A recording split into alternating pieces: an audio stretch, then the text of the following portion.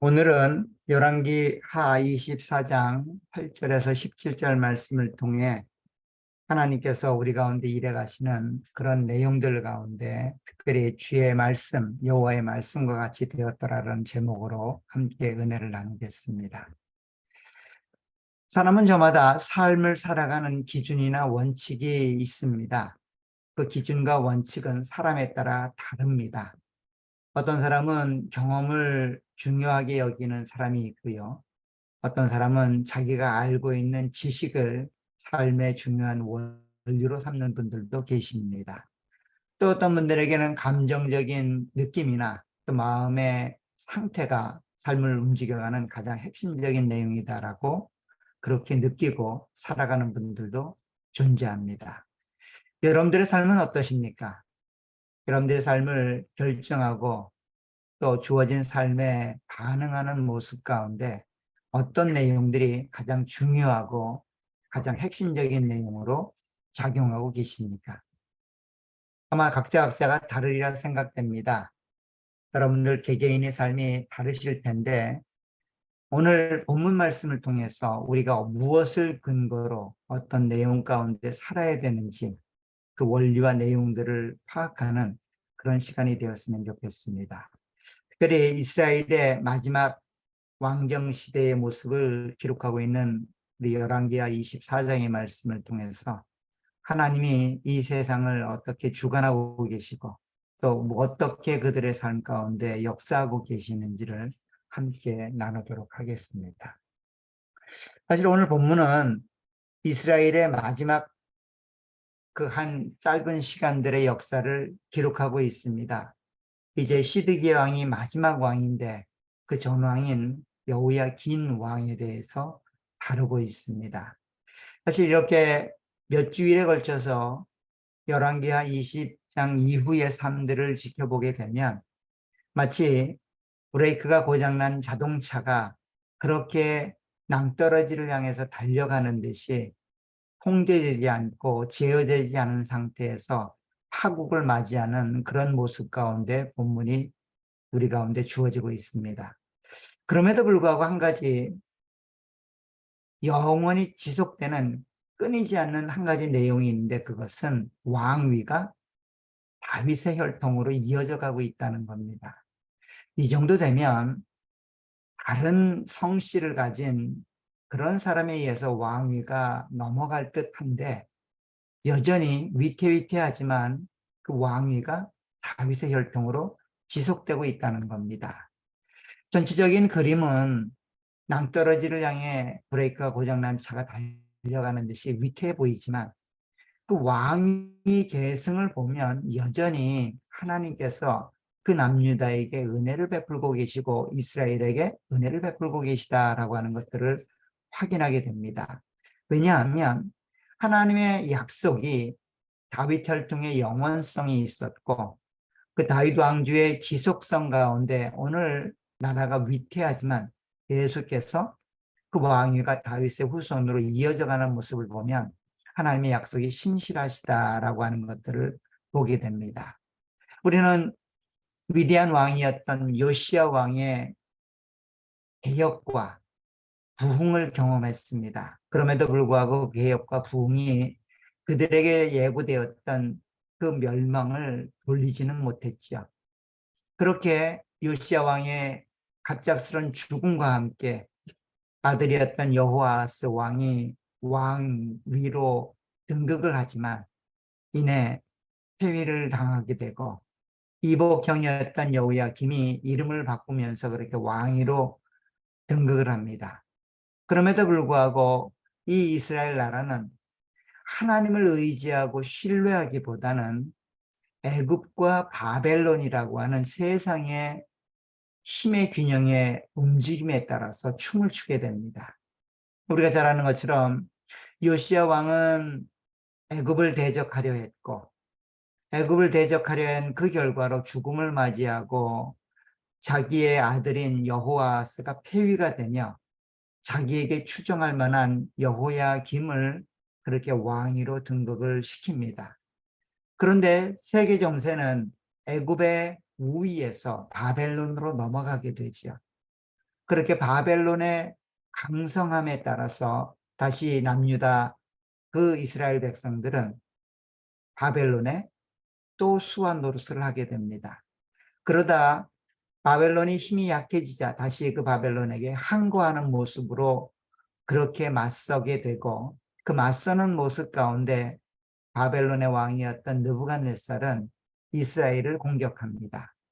사실 이때에 이스라엘만 바벨론에게 항거한 것이 아니라 사실 주변에 있는 많은 나라들도 이스라엘을 함께하여 그렇게 바벨론에게 항거하기 시작했고, 그런 항거가 지속되는 가운데 오늘 바벨론이 다시 힘을 얻어서 그 항거하는 나라들을 점령하기 위해 군사들을 파견하고 전쟁을 일으키게 됩니다.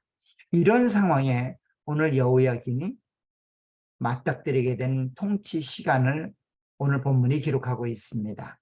오늘 본문에 보면 그렇게 힘들고 어려운 그런 시절 가운데 여호야긴이 이제 왕위로 등극합니다. 당연히 여호야김은 바벨론에 항거하고 싸우다가 죽음을 맞이했겠죠. 뭐 흔적도 없이 나라가 위태한 상황에 직면하게 되었고, 여호야긴이 왕위로 등극하지만 그 여호야김이라고 하는 선왕, 즉 아버지가 택했던 정치적인 스탠스나 그 자리가 그대로 고스란히 여호야김의 통치 기간 동안 일어나게 됩니다. 그래서 그런 것인지 어쩌면 가장 짧은 왕위로 있었던 여호야긴의 이 시대 통치 기간 동안 사실 그들이 경험했던 내용은 이전에 어느 누구도 경험하지 않았던 참혹한 상황을 맞닥뜨리게 됩니다. 3개월이란 짧은 기간에 왕위로 재직하는 기간 동안 그들이 경험했던 이 참으로 참혹한 상황은 이전에도 그 이후에도 잘 볼 수 없는 그런 상황입니다. 그것은 뭔가 하면 나라가 정복을 당하고 예루살렘의 모든 성전과 왕궁의 보물들이 다 바벨론으로 빼앗기고, 그리고 중요한 고위직이나 유력한 사람들은 다 포로로 끌려가는 그런 상황에 맞닥뜨리게 된 겁니다. 사실 이런 상황들은 그 여호야긴이 바벨론과 대적하여 싸웠기 때문에 일어난 일이 아닙니다. 여호야긴 왕은 아버지였던 여호야김의 통치 아래서 그렇게 바벨론을 대적하고 싸웠지만 그 바벨론을 이길 만한 힘이나 이길 만한 능력이 없었습니다.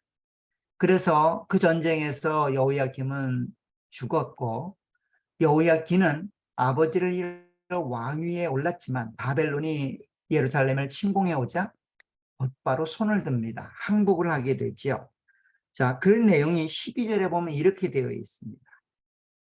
자, 11절부터 볼게요. 열왕기하 24장 11절에 보면 그의 신복들이 에워쌀 때에 바벨론 왕 느부갓네살도 그 성에 이르니 유다 왕 여호야긴이 그의 어머니와 신복과 지도자들과 내시들과 함께 바벨론 왕에게 나아가매 왕이 잡으니 때는 바벨론의 왕 18째 해이라. 이게 무슨 말인가 하면 바벨론의 느부갓네살 왕이 예루살렘을 침공한 겁니다. 그리고 예루살렘을 에워싼 거예요. 그러자 이제 왕위에 올랐던 여호야긴이 그 느부갓네살에게 항복을 한 겁니다. 항복을 한 내용은 왕에게 나아가매 왕이 잡았다라는 표현을 통해 알 수 있습니다. 싸움을 더 이상 진전시키지 않고 그냥 손을 들어버린 거예요. 손을 들어버리자 이 싸움은 그냥 바벨론의 승리로 끝나게 되죠. 그래서 느부갓네살은 예루살렘을 손쉽게 함락시키고 또 그들을 포로로 끌어가고 또 그들의 보물들을 다 자기의 나라 그렇게 바벨론으로 가져가는 그런 상황을 맞닥뜨리게 된 겁니다. 그래서 13절부터 보면 이렇게 되어 있습니다. 그가 느부갓네살이 여호와의 성전의 모든 보물과 왕궁 보물을 집어내고 또 이스라엘의 왕 솔로몬이 만든 것, 곧 여호와의 성전의 금그릇을 다 파괴하였다라고 말합니다. 더 나아가서 14절에 보면 이렇게 되어 있습니다. 그가 또 예루살렘의 모든 백성과 모든 지도자와 모든 용사 10,000명과 모든 장인과 대장장이를 사로잡아 가매 비천한 자 외에는 그 땅에 남은 자가 없었더라. 자, 이런 상황이 맞닥뜨린 겁니다. 불과 3개월 만에. 느부갓네살은 여호야긴이 통치하기 시작한 그 시작 3개월 만에 이러한 일들을 행한 것이고, 이 예루살렘에 거하던 유력한 자들을 포로로 바벨론으로 끌고 갈 때 이 여호야긴도 끌려갑니다. 왕이 끌려가는 거죠. 왕이 사라지게 되고 유력한 자들이 사라지게 되고 예루살렘에는 그냥 별 볼 일 없는 하찮은 존재들만 남겨둔 겁니다. 그것도 그럴 것이 더 이상 반항하거나 혹은 바벨론을 대항하여 전쟁을 일으킬 수 없을 만큼 완전히 힘을 빼는 겁니다. 완전히 사람들을 제거하는 겁니다. 그 사람들만 제거하는 것을 멈추는 것이 아니라 그 성전에 들어가 그 하나님을 믿고 있는 모든 내용들을 다 파괴하고 제거합니다. 물론 외형적인 성전은 파괴되지는 않지만 여전히 성전이 존재하고는 있지만 그 성전 안을 채우고 있는 모든 금은보화나 모든 기구들이 다 빼앗겨 바벨론으로 이주되는 상태입니다. 더 나아가서 그들이 갖고 있었던 모든 힘의 상징, 부의 능력이었던 금은보화도 다 빼앗깁니다. 성전에 있던 금은보화, 왕궁에 있던 금은보화, 모든 것들이 빼앗기는 그런 상태가 됩니다. 특별히 솔로몬 시대의 그 영광과 영화가 바벨론에 의해서 짓밟히고 바벨론에 의해서 탈취되어 바벨론으로 옮겨가는 그런 상황이 된 것이죠. 사실 이렇게 포로로 끌려가고 그 나라의 모든 중요한 내용들이 파괴되고 또 바벨론으로 옮겨가는 이런 상황들은 한 나라의 중심, 핵심이 무너지고 그 나라의 근간이 끊어지고 그 나라가 문을 닫는 듯한 상황으로 설명되고 있다는 겁니다. 사실 이런 일은 이전에 없었죠. 그러나 이 모든 일들이 오늘 본문에 보면 여호와의 말씀과 같이 되었다라는 표현으로 설명되는 것들을 보게 됩니다. 오늘 13절 하반절에 보면 그렇게 성전의 금그릇을 다 파괴하는 이런 일들, 그리고 금은보화를 다 빼앗아가는 일들, 더 나아가서 이 유력하고 백성의 지휘관들이었던 사람들이 다 포로로 끌려가는 이 모든 일들이 여호와의 말씀과 같이 되었다라는 표현으로 평가되고 있다는 겁니다. 사실 이게 우연하게 된 일은 아니라는 겁니다. 여호야김이나 여호야긴이 그 시대를 잘못 읽어서 잘못 춤을 추어 그렇게 멸망을 당하거나 포로로 끌려가는 일이 아니었다는 겁니다. 사실 우리의 눈에는 줄을 잘못 타서 일어난 일처럼 보여집니다. 바벨론에게 항거하지만 않았더라면, 바벨론에게 우호적인 태도만 취했더라면 아마 그들은 살아있을 거고 나라는 존속됐을 것이라는 생각을 할 수 있을 겁니다. 그런데 이 모든 일들이 하나님의 말씀처럼 된 일이라는 겁니다. 사실 이 내용은 히스기야 왕 때부터 예견되고 예고됐던 이야기들이죠. 우리 히스기야 왕 때의 이야기를 한번 보도록 하겠습니다. 열왕기하 20장으로 한번 가보세요. 열왕기하 20장에 가보면 히스기야 시대의 마지막 때에 있었던 일들, 특별히 죽음의 병 앞에서 하나님의 은혜로 생명이 연장되고 병에서 나았을 때에 그 자기의 병듦과 또 병에서 치료됨을 축하하며 위로하는 그 바벨론 사신들과의 관계 속에서 일어났던 일들을 설명하는 부분이죠. 먼저 13절을 보시기 바랍니다. 13절을 보면 발라단의 아들 그 바벨론의 왕의 사신들이 그렇게 예루살렘에 도착했을 때 히스기야 한 행동입니다. 13절에 이렇게 되어 있습니다. 히스기야가 사자들의 말을 듣고 자기 보물고의 금은과 향품과 보배로운 기름과 그의 군기고와 창고의 모든 것을 다 사자들에게 보였는데 왕궁과 그의 나라 안에 있는 모든 것 중에서 히스기야가 그에게 보이지 아니한 것이 없었더라. 즉 바벨론 사신들에게 모든 것들을 보여주었다는 겁니다. 물론 히스기야는 자랑과 기쁨으로 그 일을 했겠지만 이런 행위는 자기 나라의 가장 중요한 보완적인 내용들을 다 드러내 보이는 것과 같은 꼴이었고, 이런 일의 결과는 오늘 16절부터 이사야 선지자를 통해서 선고되는 말을 통해 예언됩니다. 16절에 보시면 이렇게 되어 있습니다. 이사야가 히스기야에게 이르되 여호와의 말씀을 들으소서.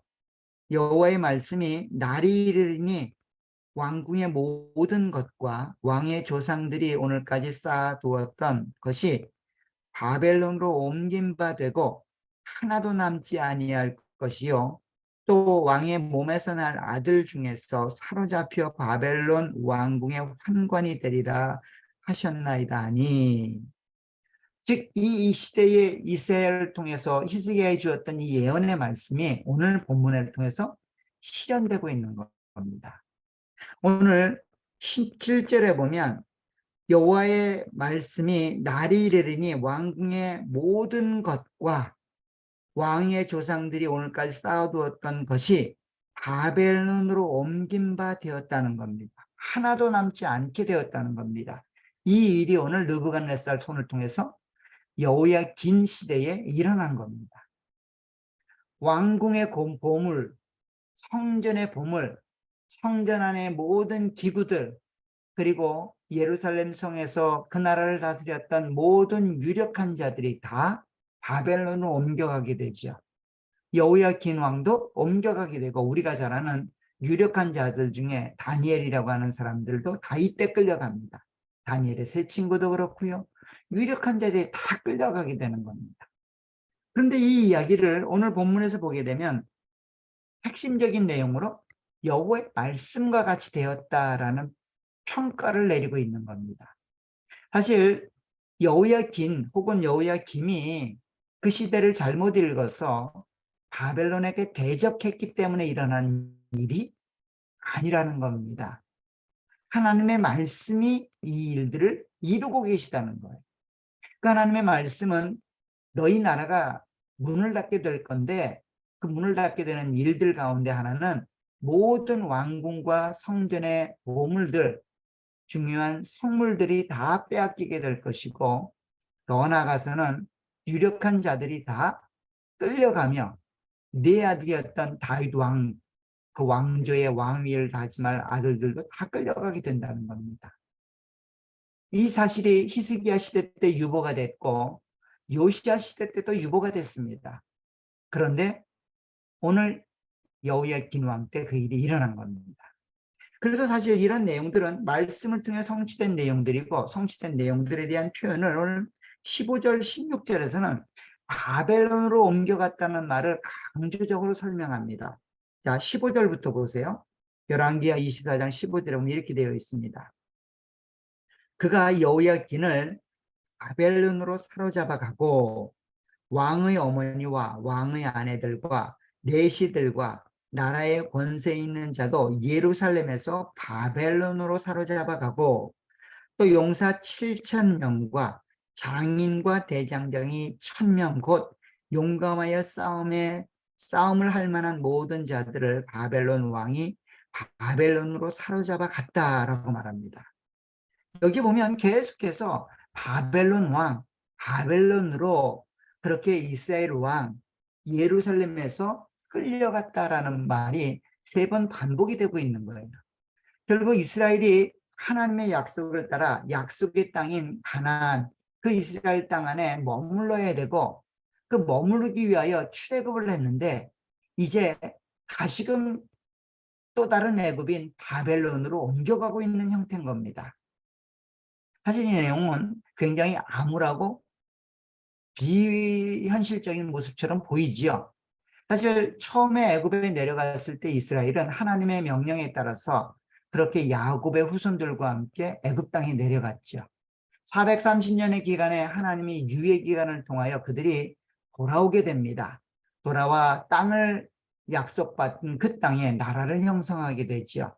이제 완전한 하나님의 나라의 형성이 도래하는 것처럼 보여졌습니다. 그런데 하나님의 통치 방법인 말씀을 거역하고 하나님의 통치인 그 말씀을 거부했을 때 순종하지 않은 그들에게 다시 한번 또 다른 애굽으로 그들을 추방하는 일들을 허락하는 겁니다. 그런데 이번에는 본인이 원하는 일들이 아닌 거예요. 끌려갑니다. 강제적으로 끌려가게 되죠. 강제적으로 끌려간 그들을 하나님이 다시 한번 기회를 주시죠. 그게 70년 후에 포로 귀환입니다. 그리고 어쩌면 이 시드기야 왕이 오기 전에 여호야긴 시대에 다시 한번 기회를 하나님이 허락하는 겁니다. 끌려가지만 나라는 여전히 유지가 됩니다. 아직도 70년이라는 기간이 아직 시작이 안 돼요. 그 말은 예루살렘 성전이 파괴되지 않는다는 겁니다. 물론 그 안에 있는 모든 내용들을 빼앗겨갑니다. 행할 수 없는 상황에 맞닥뜨리게 됩니다. 이럴 때 이스라엘 백성들에게 하나님이 요구하는, 이 글을 읽는 우리들에게 하나님이 요구하시는 내용은 뭘까요? 아직도 기회가 있다는 겁니다. 그 기회는 뭘까요? 말씀으로 돌아가 순종하는 겁니다.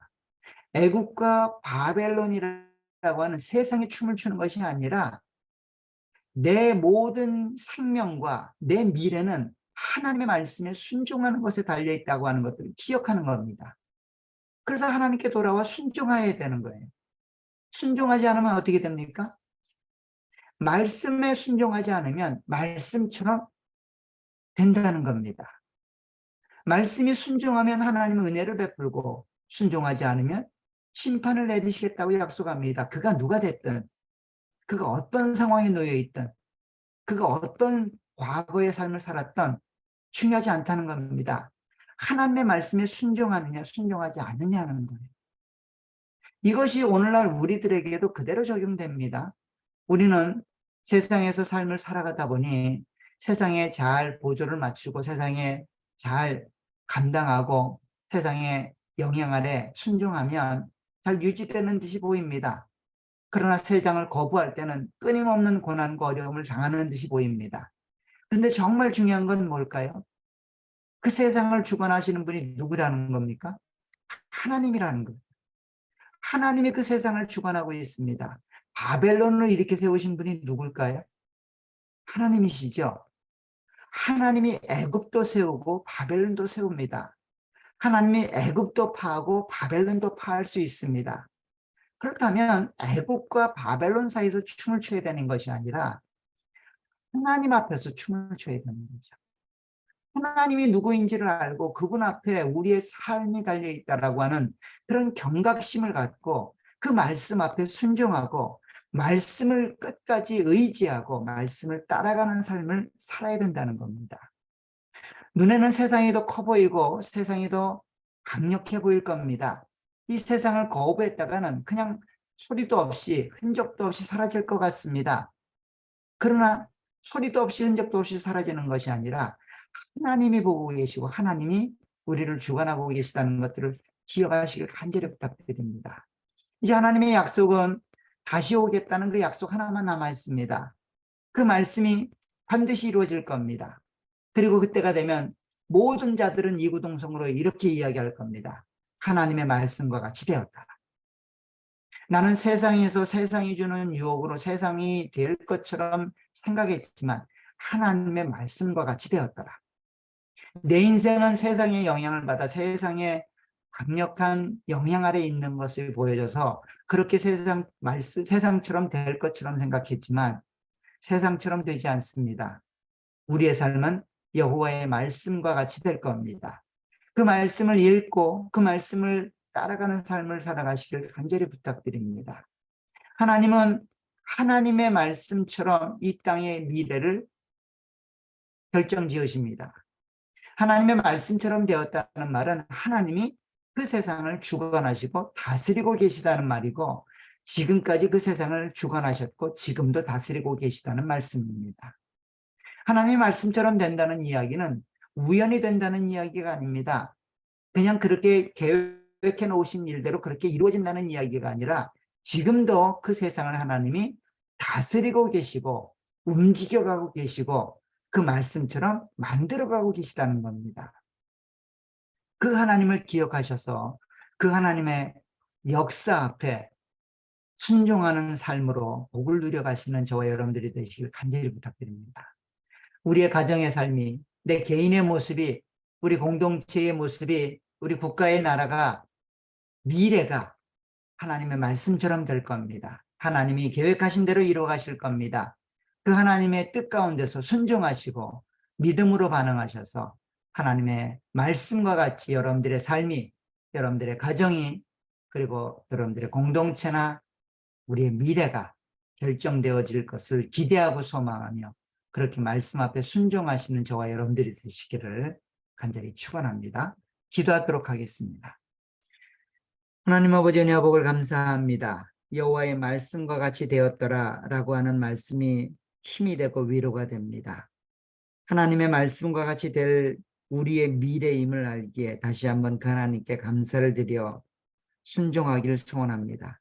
하나님의 역사가 우리의 삶 가운데 열매 맺게 도와주시고 하나님의 역사가 우리들의 가정들 속에 열매 맺게 도와주시기를 소원합니다.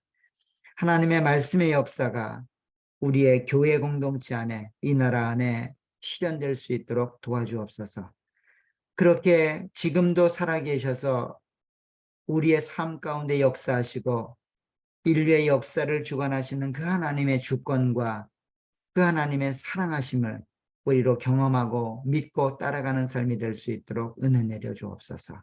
예수님의 이름으로 기도합니다. 아멘.